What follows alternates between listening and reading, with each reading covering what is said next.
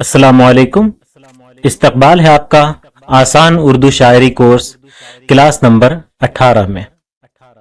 محترم سامعین، اس سبق میں ہم انشاءاللہ رباعی اور مثنوی کے اوزان کا مطالعہ کریں گے۔ شعراء میں یہ رواج رہا ہے کہ وہ 4 مصروں پر مشتمل 2 اشعار مخصوص وزن میں پیش کیا کرتے ہیں، جسے رباعی کہا جاتا ہے۔ رباعی کی کل 4 شرائط ہیں۔ پہلی، 4 مصرے ہوں، نہ کم نہ زیادہ۔ دوسری، پہلا، دوسرا اور چوتھا مصرع ہم قافیہ ہو۔ تیسری، مضمون مکمل اور مربوط ہو، اور آخری مصرع پر پوری رباعی معنوی لحاظ سے موقوف ہو۔ اور چوتھی، رباعی کا وزن اس کے مخصوص 24 اوزان میں سے کسی کے مطابق ہو۔ رباعی کے 24 اوزان کی تفصیل ملاحظہ کیجیے۔ رباعی کے 24 اوزان مشہور ہیں، جنہیں ہم ایک رباعی میں شامل کر سکتے ہیں۔ ایک رباعی میں 4 مصرے ہوتے ہیں، اس لحاظ سے 24 میں سے کوئی سے بھی 4 اوزان کو ہم ایک رباعی میں شامل کر سکتے ہیں، مگر ان 24 اوزان کو یاد رکھنا مشکل ہوتا ہے۔ علم عروض کے ماہر جناب شیخ بسمل صاحب نے ان 24 اوزان کو بہت آسان کر کے سمجھایا ہے۔ اس کی تفصیل یہ ہے کہ رباعی کے اصل 2 وزن ہیں۔ پہلا وزن مفعول مفاعل مفاعیل فعل، دوسرا وزن مفعول مفاعیل مفاعیل فعل۔ ان دونوں کے آخر میں اگر ایک ساکن بڑھا دیا جائے، جیسا کہ گزشتہ سبق میں بتایا گیا تھا کہ ہر بحر میں ایسا کرنا درست ہے، تو اس طرح ہمیں 4 اوزان حاصل ہو جائیں گے۔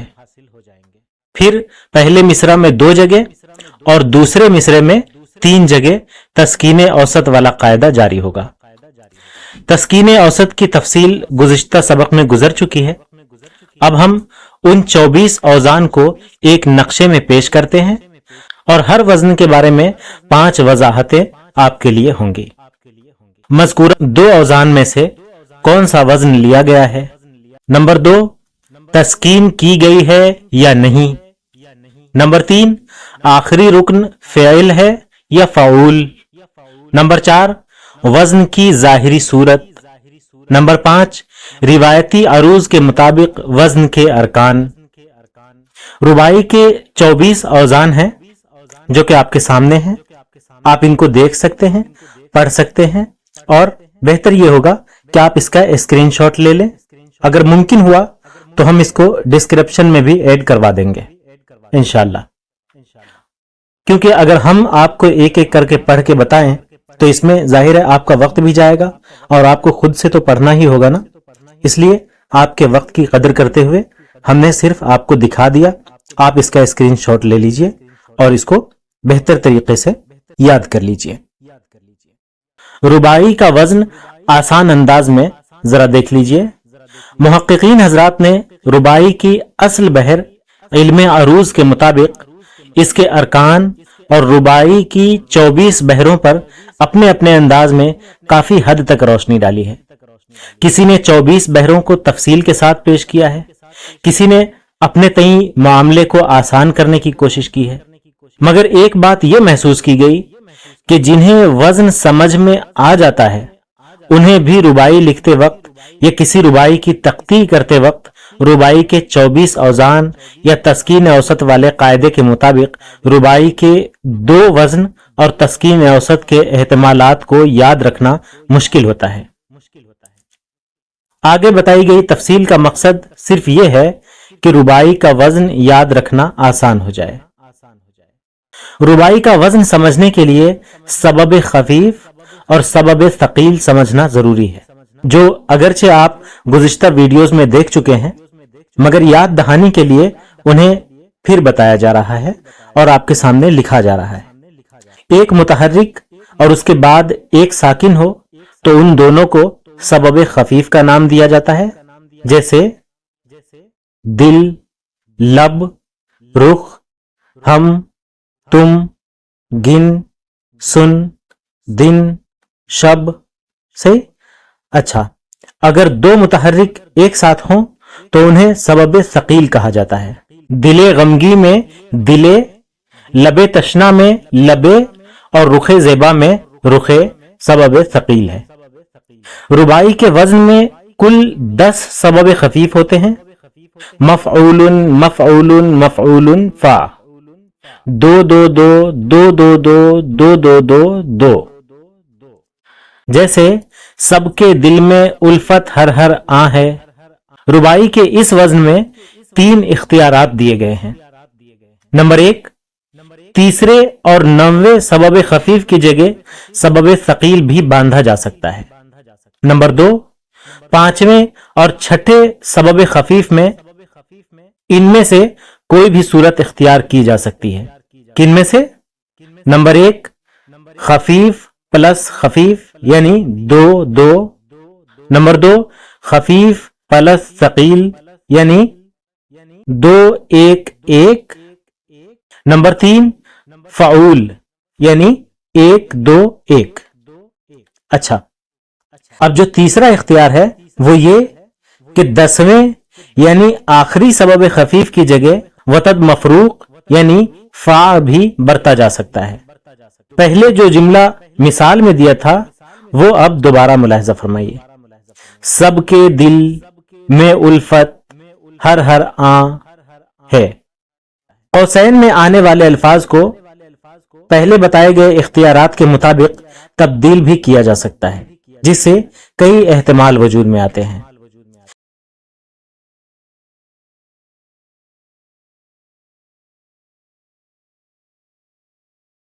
مثنوی اس نظم کو کہتے ہیں جس میں کوئی مسلسل بات بیان کی جائے.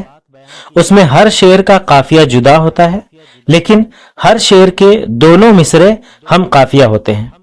اگرچہ اس کے لیے کوئی وزن مقرر کرنا ٹھیک نہیں، مگر اساتذہ کے ہاں ان 8 اوزان میں مثنوی کہی گئی ہے.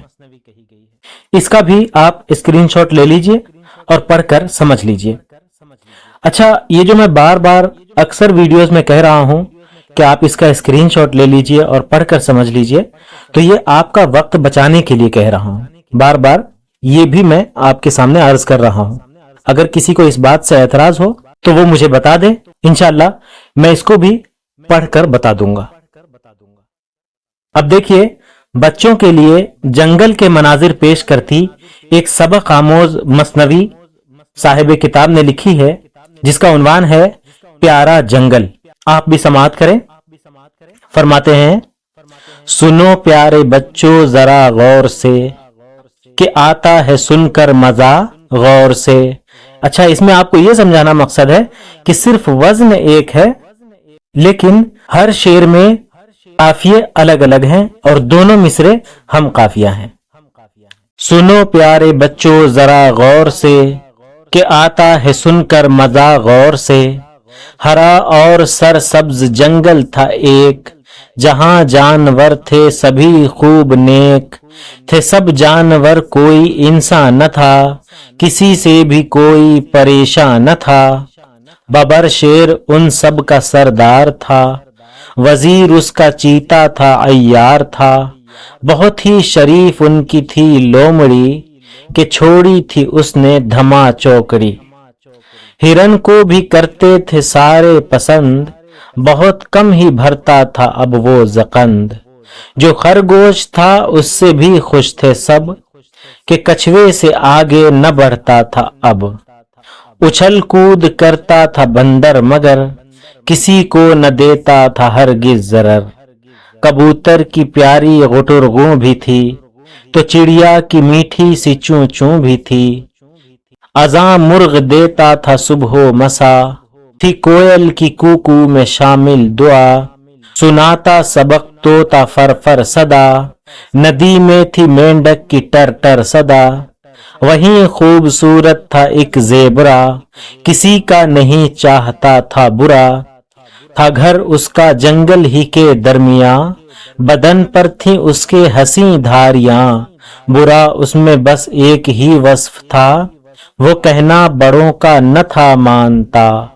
ہوا یوں کہ ایک شب وہ سونے لگا، تو گرمی کی شدت سے رونے لگا. بالآخر ہوا پھر جو سونا محال, اتاری ہنسی دھاریوں والی کھال. کہا اس سے امی نے بیٹا نہیں, نہ ہو جائے یہ کھال چوری کہیں. نہیں مانی اس زیبرے نے یہ بات, اتارے رکھی کھال پھر ساری رات. اٹھا جب وہ سو کر تو دیکھا یہ حال, دکھائی نہیں دے رہی تھی وہ کھال. ادھر سے ادھر اب وہ ہونے لگا, نہ پا کر وہ کھال اپنی رونے لگا.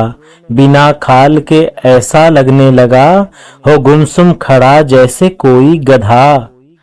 چلا زیبرا کھال کرنے تلاش, لگا سوچنے کون ہے بدمعاش. نظر آئی پھر لومڑی کی جھلک, اسی پر لگا زیبرا کرنے شک. گیا اس کے پاس اور اس سے کہا, کہاں ہے میری کھال مجھ کو بتا. کہا لومڑی نے کہ توبہ کرو, کسی بے گناہ کو نہ الزام دو. ارے کھال کا میں کروں گی بھی کیا, میرے پاس تو سب ہے رب کا دیا. یہ بندر کہ جو مثل انسان ہے, یہ غربت کے مارے پریشان ہے. گیا زیبرا بھائی بندر کے پاس, کہا جا کے اس سے تیرا ستیا ناس. میری کھال تو نے چرائی ہے کیوں, میرا تو نے چھینا ہے سارا سکون. تو چھوڑے گا جب تک یہ چوری نہیں, یہ غربت تیری ختم ہوگی نہیں. یہ سن کر وہ بندر یہ کہنے لگا, اور ایک آنکھ سے اشک بہنے لگا, میں غربت کا مارا ہوں بھائی مگر نہیں ہے مجھے بھوک کا کچھ بھی ڈر. نہ ادرک کی لالچ مجھے آج ہے, مجھے بندروں کی بڑی لاج ہے. ذرا اونٹ کی لے تو جا کر خبر, بھرا بغض سے اس کا ہوتا ہے سر. گیا زیبرا اونٹ کے پاس پھر, خیالات بے حد تھے اب منتشر. کہا اونٹ نے سن کے سب ماجرا, ادھر کان لا غور سے سن ذرا. بظاہر گدھے کی شرارت ہے یہ, کہ تجھ جیسا بننے کی چاہت ہے یہ. تیری کھال پہنے گا جو ہی گدھا, لگے گا وہ تیری طرح زیبرا. سمجھ سارا قصہ گیا زیبرا, گدھے سے ملاقات کرنے چلا. گدھے نے کہا میں نہیں چور ہوں, کہ احمق نہیں بلکہ کچھ اور ہوں. ہمارا ہے جنگل میں سلطان شیر, تو جا پاس اس کے نہ کر بھائی دیر. چلا زیبرا دم ہلاتے ہوئے اور آنکھوں سے آنسو بہاتے ہوئے. نظر آئی پھر شیر کی جب کچھار, وہ رونے لگا خوب زارو قطار. کہا شیر نے او گدھے کیا ہوا, کہا زیبرے نے میں ہوں زیبرا. اے جنگل کے سردار بدحال ہوں, گدھا لگ رہا ہوں کہ بے کھال ہوں. کسی نے چرا لی میری کھال ہے, میرا اس کے غم میں برا حال ہے. کہانی یہ سنتے ہی دھاڑا وہ شیر, لگے کانپنے سارے بزدل دلیر. کیا شیر نے دھاڑ کر یہ سوال, بتاؤ چرائی ہے کس نے یہ کھال. رہے دم وہ سادھے بنا کچھ کہے, سبھی دم ہلاتے ہوئے چپ رہے. کہا شیر نے پھر کہاں ہے عقاب, عقاب آ کے بولا میں حاضر جناب. غضب ناک ہو کر کہا شیر نے, جو حاضر نہیں جاؤ ڈھونڈو اسے.